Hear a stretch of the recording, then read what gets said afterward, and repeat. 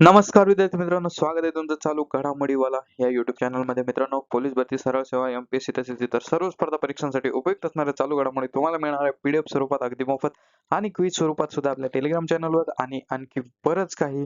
त्यासाठी आपल्या चारही प्लॅटफॉर्म युट्यूब, इंस्टाग्राम, टेलिग्राम आणि फेसबुक सोबत जोडले जा. आपण दररोज सकाळी 6 वाजता चालू घडामोडीचे प्रश्न घेत असतो. सुरुवात करूया आजच्या व्हिडिओला.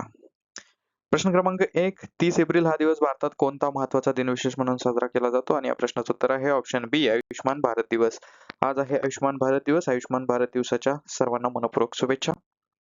प्रश्न क्रमांक 2. आंतरराष्ट्रीय जॅझ दिवस, इंटरनॅशनल जॅझ डे दरवर्षी कोणत्या तारखेला साजरा केला जातो? आणि या प्रश्नाचं उत्तर आहे 30 एप्रिल. म्हणजे हा सुद्धा आज आहे. जॅझ हा संगीताचा एक प्रकार आहे.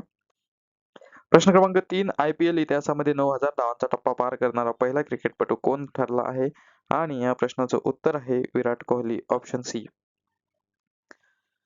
प्रश्न क्रमांक 4. विराट कोहलीने IPL मध्ये 9,000 धावांचा टप्पा कोणत्या संघाविरुद्ध खेळताना पूर्ण केला? आणि या प्रश्नाचं उत्तर आहे दिल्ली कॅपिटल्स, ऑप्शन बी.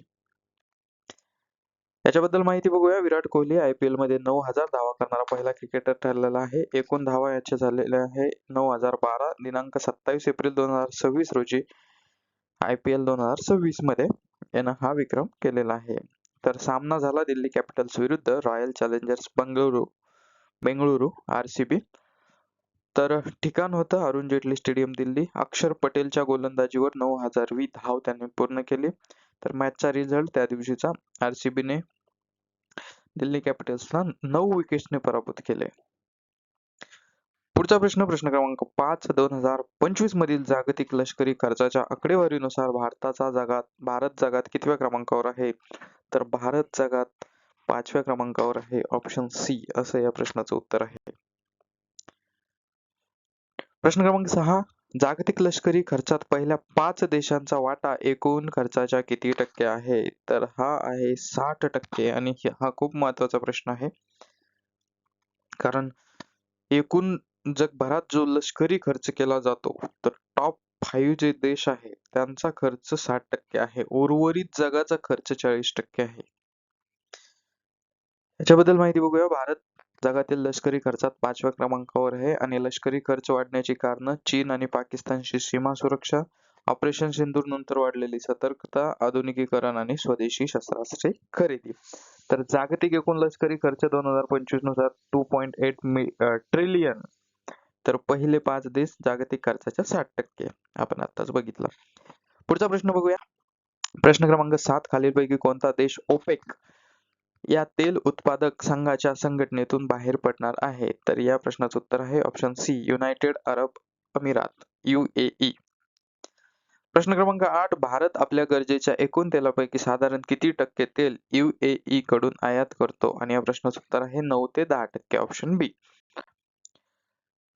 UAE ओपेक मधून बाहेर पडणार आहे. UAE ने तेल उत्पादन वाढवले तर दर कमी होतील आणि भारताला याचा फायदा होईल. तर भारत UAE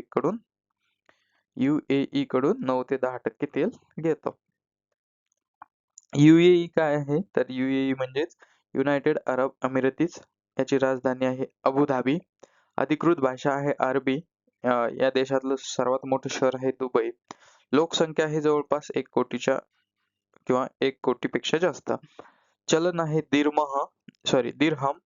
आणि प्रधानमंत्री आहे शेख मोहम्मद बिन रशीद अल मक्तूम. ठीक आहे, तर ही स्लाइड महत्वाची आहे. प्रश्न क्रमांक 9. थॉमस कप आणि उबर कप 2026 या प्रतिष्ठित बॅडमिंटन स्पर्धांचे आयोजन कोणत्या देशात करण्यात आले आहे? आणि या प्रश्नाचं उत्तर आहे ऑप्शन सी, डेन्मार्क.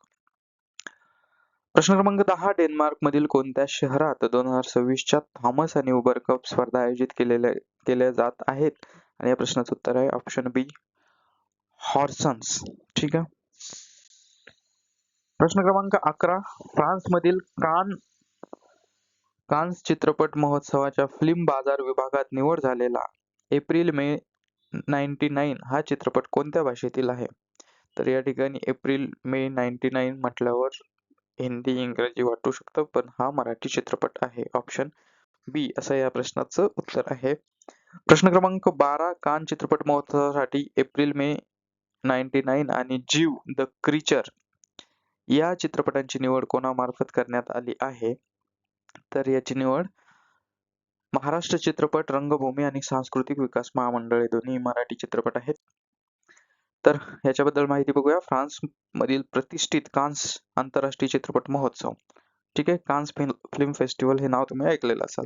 तर फिल्म बाजार विभागाने 2 चित्रपटची निवड केलेली आहे. तर ते महाराष्ट्रातील 2 चित्रपट आहे, मराठी चित्रपट आहे.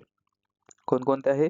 एप्रिल मे 99 आणि जीव द क्रीचर्स. आणि ही निवड महाराष्ट्र चित्रपट रंगभूमी आणि सांस्कृतिक विकास महामंडळ यांच्यातर्फे करण्यात आलेली आहे. प्रश्न क्रमांक 13.